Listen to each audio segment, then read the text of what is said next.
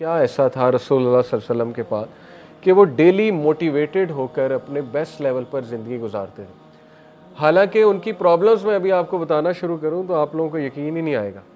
Profit सल्लल्लाहु अलैहि वसल्लम यतीम थे। एक 6 साल के बच्चे के लिए अपनी वालदा को फौत होते देखना अपनी आंखों के सामने, वो भी सफ़र पे, इससे बड़ा ट्रॉमा तो होता ही कोई नहीं।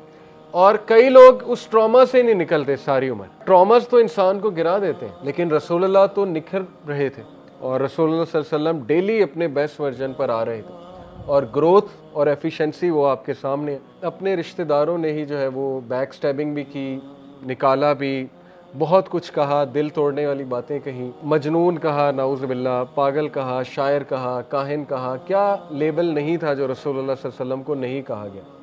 हाउ कम कि वो इतना बड़ा उनका करेज था, जिगरा था कि ना सिर्फ उन्होंने फॉरगिव किया बल्कि उनको गले भी लगाया और दावत भी देते रहे। और ये छोटी बात नहीं होती है कि आपका बॉयकॉट किया जाए और आप एक ये प्रेशर भी लें कि मेरे फैमिली वालों का क्या बनेगा। उन्होंने ये प्रेशर भी डाला कि हम इसकी फैमिली का बॉयकॉट करते हैं, तिजारत रोकते हैं तो शायद ये रुक जाए। अब वो प्रेशर भी लेना कितनी बड़ी बात होती है कि अब तो लोगों मेरे साथ वो मेरे घर वालों को भी टॉर्चर करने पे आ गए, मेरे सहाबा को भी टॉर्चर करने पे आ गए।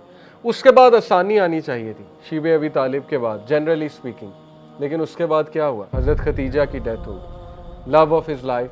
ज़ाहिर है बहुत बड़ा सहारा होता है नेक बीवी, तो वो उनकी वफ़ात हो गई। हम जैसा बंदा तो अब तक पागल हो चुका होता, सुसाइडल थॉट्स आ रहे होते और पता नहीं हमने क्या कर लिया होता, कहीं से छलांग मार दी होती कि ये क्या हुआ। उसके बाद क्या हुआ? अबू तालिब की वफ़ात। उसके बाद सबसे पेनफुल ताइफ का वाक़या। हज़रत आयशा ने पूछा जंग उहद के बाद कि क्या ये सबसे पेनफुल दिन है आपके लिए? फरमाया नहीं, ताइफ का वाक़या। और ताइफ में ख़ुद गया हूँ, उसकी गलियों से अभी तक एक सैडनेस और एक गम टपक रहा है। वहाँ जहाँ हमारे रसूलुल्लाह सल्लल्लाहु अलैहि वसल्लम को पथराव किया गया, वो एक अजीब सी गमज़दा सी जगह है। इसके बाद कैसे आप इमेजिन कर सकते हैं कि समवन में स्टैंड अप? ताइफ के बाद हिस्टोरियन लिखते हैं कि कोई और होता तो वो यहाँ पे गिव अप कर जाता, रसूलुल्लाह सल्लल्लाहु अलैहि वसल्लम के अलावा कोई और होता। अल्लाह के नबी सल्लल्लाहु अलैहि वसल्लम दरख्त के नीचे बैठे रोए, अल्लाह से इल्तिजा की, अल्लाह के आगे अपना गम हल्का किया। वो दुआ सुनने वाली है कि अल्लाह क्या आप मुझे छोड़ देंगे, इन लोगों के हवाले कर देंगे, मेरे दुश्मनों के हवाले कर देंगे? इतने दिल खोल के अल्लाह से बात की उन्होंने।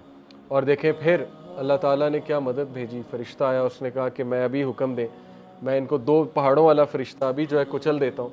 लेकिन रसूलुल्लाह सल्लल्लाहु अलैहि वसल्लम का आप जिगरा देखें कि उस टाइम पे कहा कि नहीं, इनकी कौम में से, इनके बच्चों में से हिदायत याफ्ता लोग आएंगे। और ऐसा ही हुआ, बहुत से स्कॉलर्स ताइफ के इलाके से निकले। उसके बाद तो कोई इमेजिन ही नहीं कर सकता कि वो खड़ा हो जाएगा, लेकिन अल्लाह के नबी सल्लल्लाहु अलैहि वसल्लम खड़े हुए और उन्होंने अपने एक और तरीका इख्तियार किया, मदीना हिजरत की जाए। और मदीना जाकर फिर पूरा एक उन्होंने इस्लामी माशरा कायम किया। बेटियों की तलाक़ें देखी अल्लाह के नबी सल्लल्लाहु अलैहि वसल्लम ने। अबू लहाब ने दोनों बेटियों की तलाक़ें करवा दी। तो बाप के लिए तो यही एक कमर तोड़ गम होता है कि बेटियों को तलाक हो गई। फिर मदीना जाकर भी जो है वो यहूदियों ने कभी मुशरिकों ने सुख का सांस नहीं लेने दिया, इन द सेंस के तंग किए रखा। और आप देखें कि हर तरह की साजिश की, उनको प्रोपेगेंडा किया, मेलाइन करने की कोशिश की, रसूलुल्लाह सल्लल्लाहु अलैहि वसल्लम को इवन नाउज़ बिल्लाह कत्ल करने की कोशिश की। और एट दी एंड रसूलुल्लाह ही किंग बन गए।